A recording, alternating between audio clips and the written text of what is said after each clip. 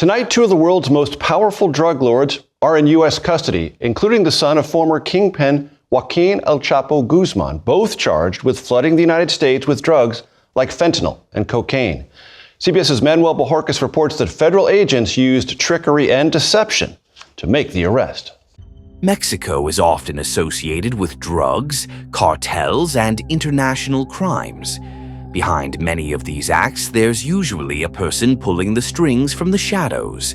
El Mayo is one of them. Just last month, news broke that El Mayo, the co-founder of the Sinaloa drug cartel, was reportedly kidnapped in Mexico and handed over to the United States against his will. This dramatic turn of events has captured global attention. But who is this powerful drug lord, and what could happen to him in the future? Let's find out in this video.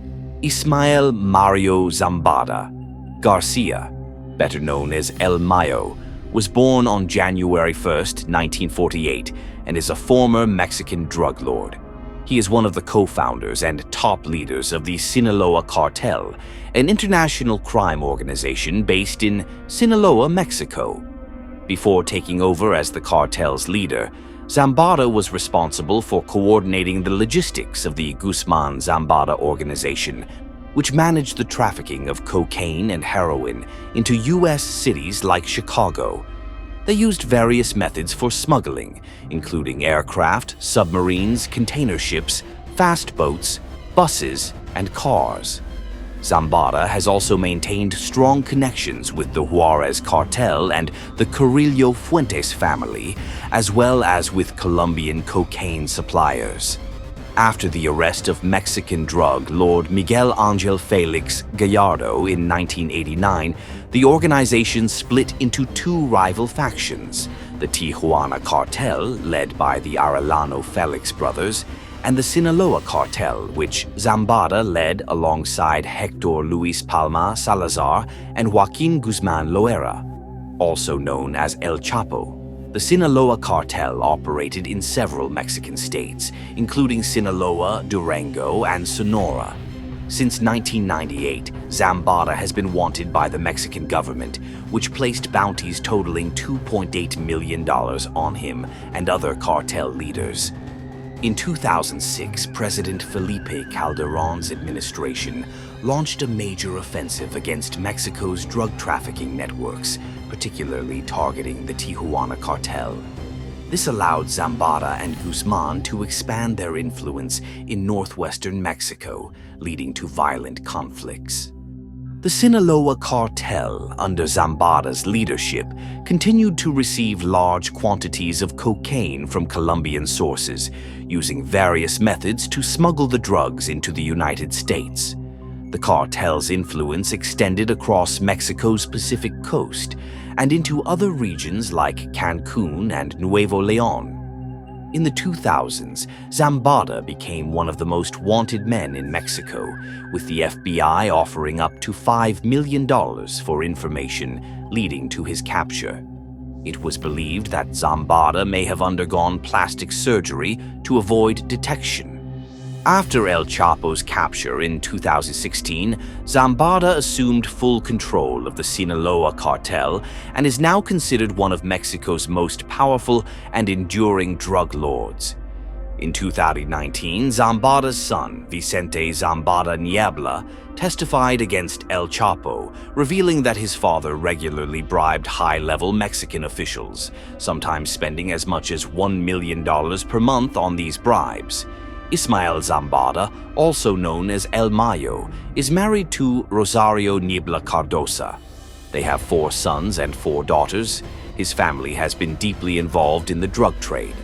His wife and sons, Serafin Zambada Ortiz, known as El Cera, who was arrested and released in 2018, and Ismael Zambada Imperial, nicknamed El Mayito Gordo, who was convicted, as well as his daughters, Maria Teresa, Miriam Patricia, Monica del Rosario, and Modesta, have all played roles in drug trafficking and money laundering. On March 18, 2009, Zambada's son Vicente Zambada Niebla was arrested by the Mexican army. Another son, Ismael Mayo Zambada Jr., is wanted in the United States for conspiracy to distribute drugs. On October 20th, 2010, some of Zambada's relatives, including his brother Jesus the King Zambada and another son and nephew, were arrested in Mexico City on drug trafficking charges. Tragedy struck on June 18, 2014, when Zambada's son-in-law, Juan Gabriel Gonzalez Ibarra, who was married to his daughter Miriam Patricia, died from an electric shock at his home in Culiacan. In June 2020, former DEA agent Mike Vigil revealed that Zambada was suffering from diabetes. As mentioned earlier, 2 leaders of the Sinaloa Cartel were arrested in the United States last month. One of them, Joaquin Guzman Lopez, the son of the infamous cartel boss Joaquin El Chapo Guzman, played a key role in organizing the arrest. Guzman Lopez tricked Ismael El Mayo Zambada, a top leader of the cartel, into boarding a flight. Zambada believed the flight was to inspect a piece of land in Mexico. However, the plane actually landed in El Paso, Texas, where federal agents, including those from Homeland Security investigations, arrested both men. Zambada had no idea that U.S. investigators had used a split within the cartel to set him up, and that Guzman Lopez was cooperating with them. FBI agents captured the 2 men in one of the biggest successes for U.S. law enforcement against the cartels. The operation went smoothly despite the seriousness of the arrests and the potential impact on Mexican drug trafficking. Zambada pleaded not guilty to all charges during his first court appearance in El Paso and is being held without bail on 7 federal criminal charges, including running a criminal enterprise and money laundering. Zambada also agreed to give up his right to appear in person at a hearing scheduled for July 31st and did not request bail. FBI Director Christopher Wray stated that both Zambada and Guzman Lopez had evaded law enforcement for years, but would now face justice in the United States. U.S. authorities had been after Zambada for years, raising the reward for his capture to $15 million in 2021. He was indicted by a grand jury in northern Illinois in 2009 and faces multiple criminal charges. In April 2012, El Mayo Zambada was indicted by a U.S. federal grand jury in Texas, along with other top leaders of the Sinaloa Cartel, including Joaquin Guzman. They were charged with crimes like murder, conspiracy related to drug trafficking, money laundering, and organized crime. By this time, both Guzman and Zambada had already faced multiple charges in various U.S. courts for drug trafficking and organized crime. The 2012 indictment in western Texas highlighted 2 violent acts linked to the cartel. One occurred during a wedding in Ciudad Juarez in 2010. An American citizen and 2 family members were kidnapped due to their connections with the rival Juarez cartel. The groom, who lived in Columbus, New Mexico, was found brutally murdered. His hands had been cut off and placed on his chest. 3 days after the wedding, the bodies of the groom, his brother, and his uncle were discovered in the back of a pickup truck. Another incident mentioned in the indictment involved the kidnapping, murder, and mutilation of a Texas resident in 2009. This was done in retaliation for losing a 670-pound load of marijuana that had been seized by the Border Patrol. Last week, Zambada appeared in a Texas court in a wheelchair. He pleaded not guilty to charges of drug trafficking, money laundering, and conspiracy to commit murder. El Chapo's son, Guzman Lopez, also pleaded not guilty to drug trafficking and other charges in a U.S. court in late July. The capture of Ismael El Mayo Zambada is a major event in the fight against drug crime. For many years, he was a secretive leader of one of the world's biggest criminal gangs. His arrest, along with Joaquin Guzman Lopez, shows that the law is committed to catching top criminals. But this doesn't mean the Sinaloa Cartel is finished.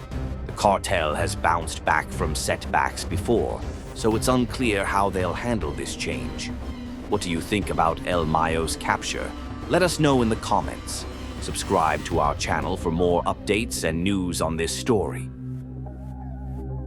Imagine a man who has avoided being caught for many years, a drug lord who created an empire built on violence and corruption. Now, picture the moment when that empire falls and the man is finally captured. Today, we will look at the story of El Chapo's arrest, focusing on the U.S. agents, the Mexican government, and the intelligence that helped capture him. Join us as we explore how one of the world's most wanted criminals was finally brought to justice. Ismael Mayo Zambada García, also known as El Mayo, was a Mexican drug lord and one of the main leaders of the Sinaloa Cartel, a large crime group based in Sinaloa, Mexico.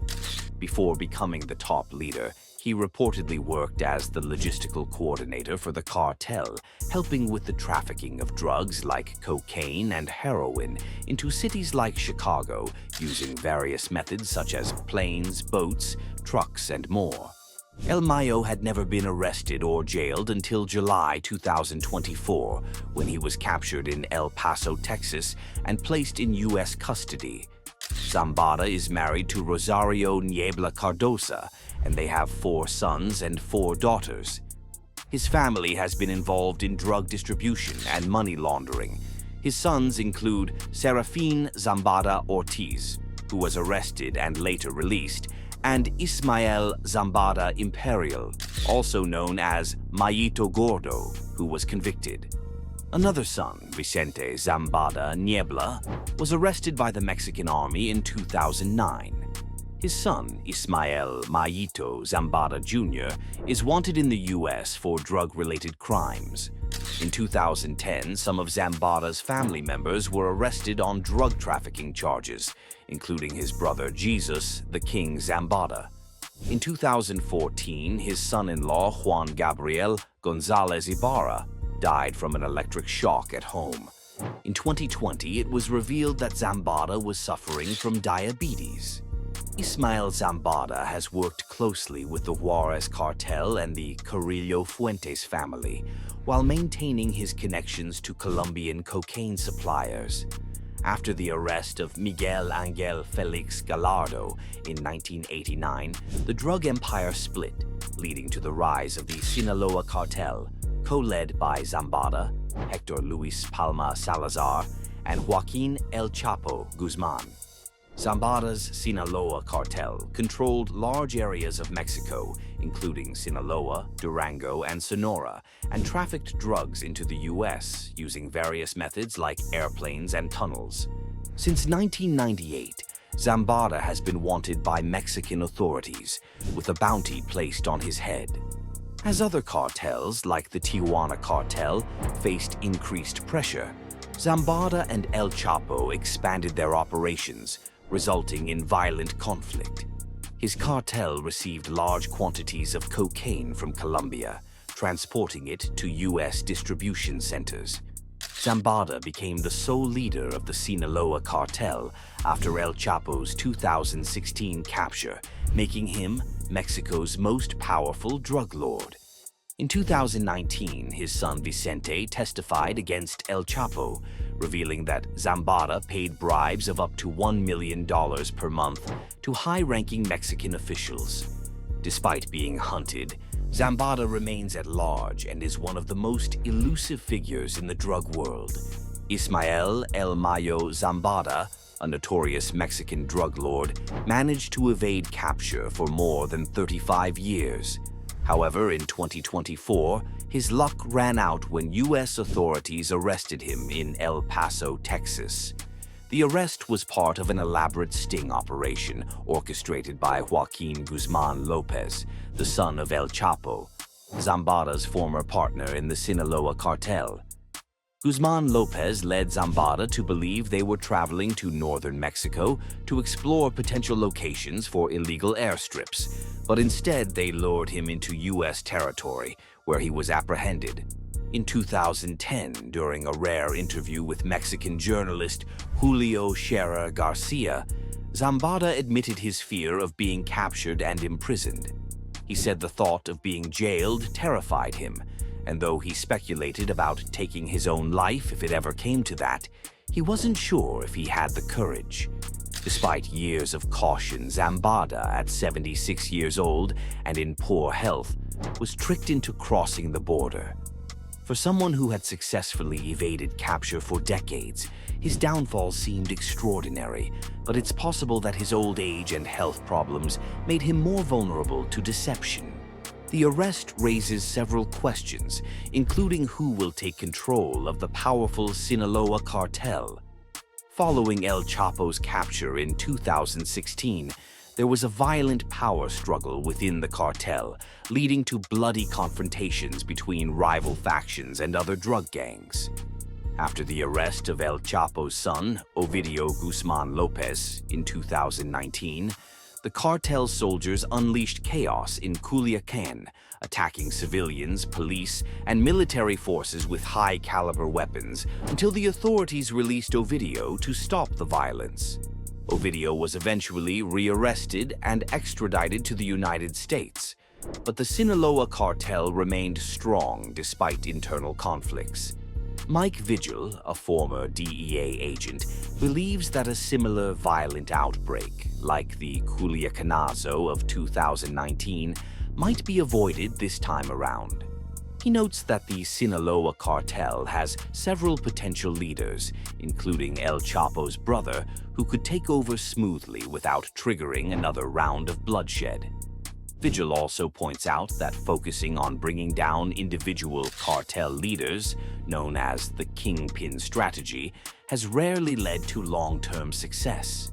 In the past, such strategies often created internal strife within cartels, resulting in even more violence, benefiting their rivals, such as the Jalisco New Generation Cartel, CJNG.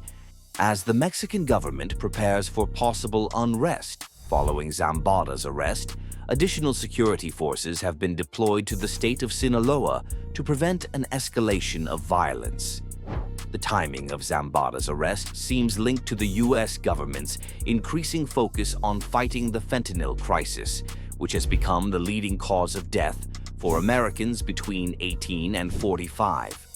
The U.S. Attorney General, Merrick Garland, emphasized in a statement that the Justice Department would not rest until every cartel leader and associate responsible for the fentanyl epidemic is brought to justice. Both Zambada and Los Chapitos, El Chapo's sons, have made billions from trafficking fentanyl, which is cheaper and easier to produce than cocaine. While shutting down fentanyl smuggling entirely is nearly impossible due to its profitability, the U.S. is determined to weaken the cartels by dismantling their leadership. Despite Zambada's age and poor health, his capture is seen as a critical part of this broader strategy to hold cartel leaders accountable for the devastation caused by fentanyl. Even though it's unclear what the immediate future holds for the Sinaloa Cartel, Zambada's arrest marks a turning point in the ongoing war on drugs. The arrest of El Mayo Zambada is a significant milestone in the ongoing war against drug cartels in Mexico and the United States. It represents a major blow to the Sinaloa Cartel, one of the most powerful criminal organizations in the world. However, it is important to remember that the capture of a single individual does not eliminate the threat posed by drug cartels. These organizations are resilient and adaptable, and they will likely continue to operate even after the loss of key leaders. If you found this video informative, please give it a thumbs up, subscribe to our channel, and leave a comment below. Let us know your thoughts on the arrest of El Mayo Zambada and the ongoing war against drug cartels. Thank you for watching.